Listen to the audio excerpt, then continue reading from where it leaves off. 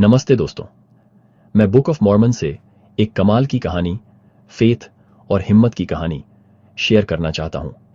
ये कहानी है 2000 जवान योद्धाओं की, एक ऐसे ग्रुप की जिन्होंने मुश्किल समय में अटूट विश्वास और ताकत दिखाई। नीफाइट्स अपनी टेंट्स में डेरा डाले हुए हैं और जवान योद्धा डटे हैं। हालांकि उनके चेहरों पर एक शांत दृढ़ता दिखाई देती है। और हुआ यूं कि नेफाइट्स लमनाइट्स से लड़ने गए और उन्होंने युद्ध की तैयारी की, लेकिन नेफाइट्स की सेना काफी कम थी। नेफाइट योद्धाओं के बेटे 2000 जवान योद्धा जवान थे, लेकिन बहुत बहादुर। उन्हें अच्छाई में पाला गया था और उनकी माताओं ने उन्हें भगवान के रास्ते सिखाए थे।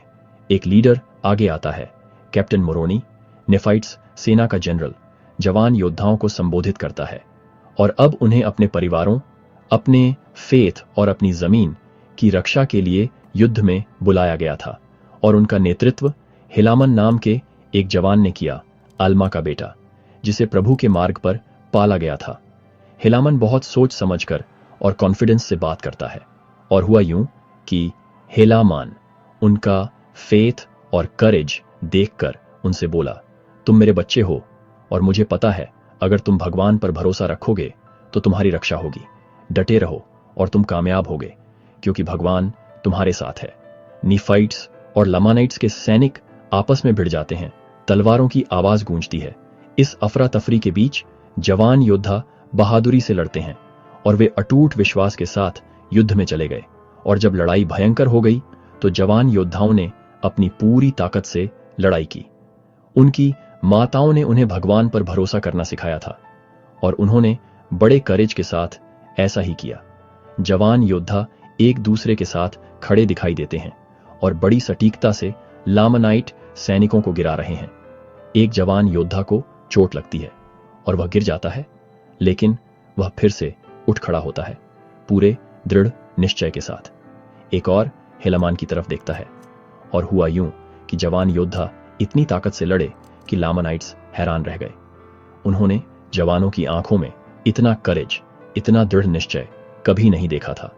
लेकिन भगवान में इन जवानों का विश्वास ही था जिसने उन्हें ताकत दी। योद्धा धूल और खून से सने इकट्ठा होते हैं।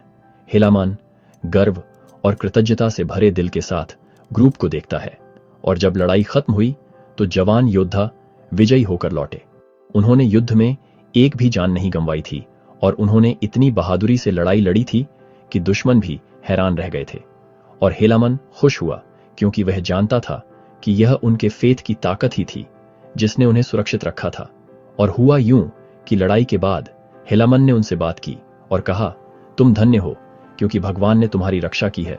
उसने तुम्हारी माताओं की प्रार्थनाएं सुनी हैं और तुम्हें दुश्मन के हाथों से छुड़ाया है। अब जाओ और इस दिन को याद रखो, क्योंकि उसकी ताकत की वजह से ही तुम खड़े हो।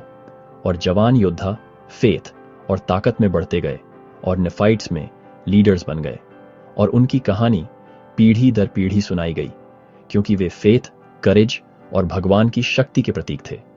देखने के लिए धन्यवाद और याद रखें कि फेथ और करेज की ताकत पहाड़ों को भी हिला सकती है। अगले वीडियो में मिलते हैं।